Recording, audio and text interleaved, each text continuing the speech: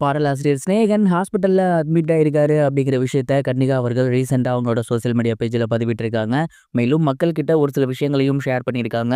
அது என்ன அப்படிங்கிற கம்ப்ளீட் டீட்டெயில தான் இந்த ஒரு வீடியோல நம்ம பார்க்க போறோம். தமிழ் சினிமாவோட சிறந்த எழுத்தாளர்கள்ல ஒருத்தர் தான் பாடலாசிரியர் சிநேகன் அவர்கள். ஏகப்பட்ட பாடல் எழுதியிருக்காரு. சமீப காலமா நடிப்புலயுமே ஈடுபட்டு வந்துட்டு இருக்காரு. அண்ட் இந்த ஒரு நிலையில சிநேகன் அவர்களுக்கு சமீப காலமா உடல்நலம் முடியாம போயிருக்கு.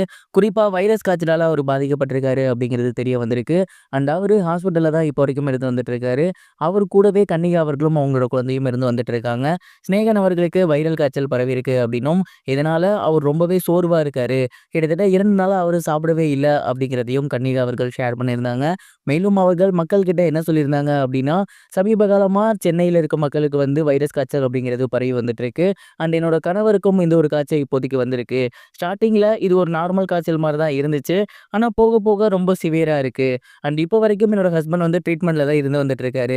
தொடர்ந்து கண்காணிப்புல இருந்து வந்துட்டு இருக்காரு. பொதுமக்கள் அனைவருக்குமே இதன் மூலியமா நான் ஒரு விஷயம் சொல்ல விரும்புறேன். சமீப காலமா இந்த மாதிரியான காய்ச்சல்கள் பரவி வந்துட்டு இருக்கிறதுனால நீங்க கொஞ்சம் சேஃபா இருங்க. உங்களோட குழந்தைகள கொஞ்சம் சேஃபா வச்சிருங்க. அண்ட் நீங்களும் ஹெல்த்தியா இருங்க அப்படிங்கிற மாரி பதிவிட்டிருந்தாங்க. அண்ட் இந்த ஒரு பதிவு இப்போ சோசியல் மீடியால ரொம்பவே வைரலா போய்க்கிட்டு இருக்கு. சமீபத்தில தான் சிநேகன் அவர்களோட தந்தை தவறியிருந்தாரு. கமலஹாசன் அவர்கள் கூட நேர்ல சென்று ஆறுதல் சொல்லியிருந்தாரு. அண்ட் அது முடிச்சு கிட்டத்தட்ட 2, 3 வாரம் தான் ஆகியிருக்கும். அதுக்காக முடியும் சிநேகன் அவர்களுக்கு வைரல் காய்ச்சல் அப்படிங்கிறது எல்லோருக்குமே மிகப்பெரிய ஒரு சோகத்தை ஏற்படுத்தியிருக்கு. தொடர்ந்து ரசிகர்கள் எல்லாருமே சிநேகனுக்கு தங்களோட ஆறுதலை சொல்லி வந்துட்டு இருக்காங்க. கவலைப்படாதீங்க, கூடிய சீக்கிரம் குணமாகிருவீங்க அப்படின்னு. அதே நேரம் கன்னிகா அவர்களுக்கு வாழ்த்துக்களையுமே ஷேர் பண்ணி வந்துட்டு இருக்காங்க. ஏன்னா இந்த மாதிரியான ஒரு விஷயம் நடக்கும்போது ஒரு சிலர் போஸ்ட் போட்டு அமைதியா அவங்களுக்கு என்ன நடந்திருக்கு அப்படிங்கிறத மட்டும் தான் சொல்லுவாங்க.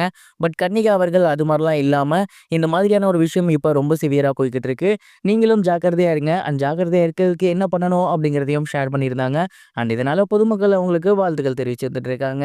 இது ஒரு புறம் இருக்க, இசைஞானி இளையராஜா அவர்கள் மீண்டும் ஒரு முறை கோர்ட்ல கேஸ் போட்டு அவரோட பெயரையோ புகைப்படத்தையோ பயன்படுத்தக்கூடாது அப்படிங்கிற மாதிரி சொல்லியிருக்க விஷயம் எல்லோருக்குமே மிகப்பெரிய ஒரு அதிர்ச்சியை ஏற்படுத்தியிருக்கு. தமிழ் சினிமாவோட இசைஞானி அப்படிங்கிற பட்டத்தால் அழைக்கப்படுறவர் தான் இளையராஜா அவர்கள். அண்ட் இவர் ஏற்கனவே பார்த்தீங்கன்னா அவரோட பாடல்களை படத்தில் பயன்படுத்தக்கூடாது, அப்படி பயன்படுத்தினா அபராதம் கொடுக்கணும் அப்படிங்கிற மாதிரி கேஸ் போட்டிருந்தாரு. இதனால ஏகப்பட்ட படத்தில் இவரோட பாடல்கள் பயன்படுத்தப்பட்டிருந்தது நீக்கப்பட்டிருந்துச்சு. அண்ட் இதுவே இப்போ வரைக்கும் மிகப்பெரிய ஒரு சர்ச்சையா போய்கிட்டு இருக்கு. இந்த ஒரு நிலையில இசைஞானி இளையராஜா அவர்கள் இசைஞானி அப்படிங்கிற பட்டத்தையோ, அப்படி இல்லைன்னா என்னோட புகைப்படத்தையோ, என்னோட குரலையோ, என்னோட பாட்டையோ, என் சம்பந்தப்பட்ட ஏதாவது ஒண்ணு மிகப்பெரிய நிறுவனங்கள் பயன்படுத்தக்கூடாது. அப்படி பயன்படுத்தினா அது சட்டப்படி குற்றம் அப்படிங்கிற மாதிரி அவர் வந்து இப்ப கேஸ் போட்டிருந்திருக்காரு.